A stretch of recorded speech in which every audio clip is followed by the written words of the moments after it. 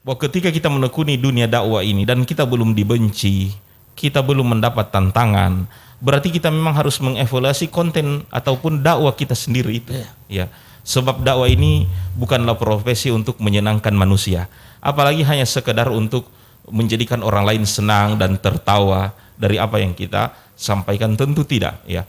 Karena dakwah ini juga di dalamnya ada amar ma'ruf nahi mungkar.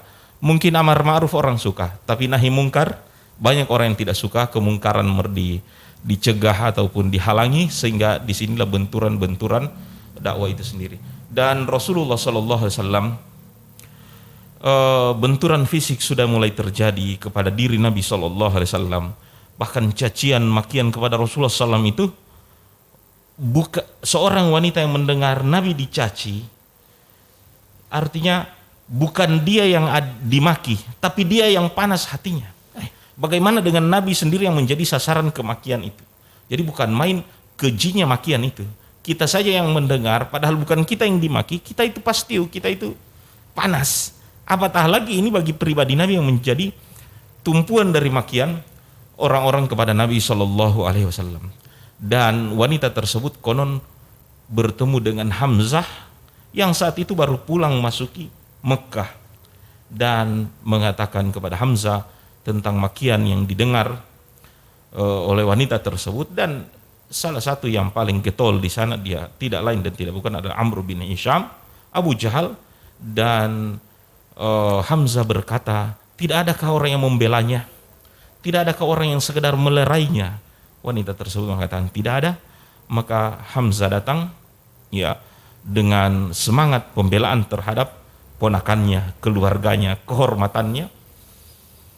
Disebutkan bahwa Hamzah datang ke pertemuan yang dihadiri oleh Abu Jahal atau Amr bin Hisham pada saat itu tanpa ada tanya, ya, orang bilang pukul dulu baru tanya.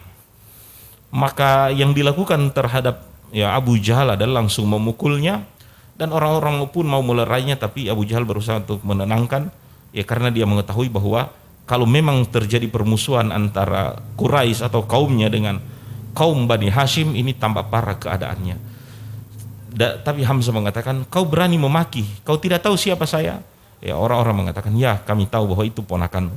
Kata Hamzah, bukan, yang kalian tidak tahu siapa saya sebenarnya, bahwa aku juga termasuk pengikut dari agamanya. Artinya keadaan marah yang cukuplah pukulan itu membuat sakit fisik, tapi Hamzah ingin juga memberi sakit juga batin bagi orang-orang yang mencela dan membenci dakwah, agar mereka tambah sakit mendengar Hamzah telah masuk Islam, padahal itu belum masuk Islam. Dan inilah yang disadari Hamzah ketika pulang ke rumah, hanya ada dua pilihan. Dia akan katakan bahwa perkataan tadi cuma main-main, tidak betul bahwa dia sudah masuk Islam, ya, hanya terbawa amarah, atau biarlah keegoan ini di bawah dan betul-betul dia masuk Islam, artinya saya ini sudah terjebak ke dalam Islam dan apa ruginya.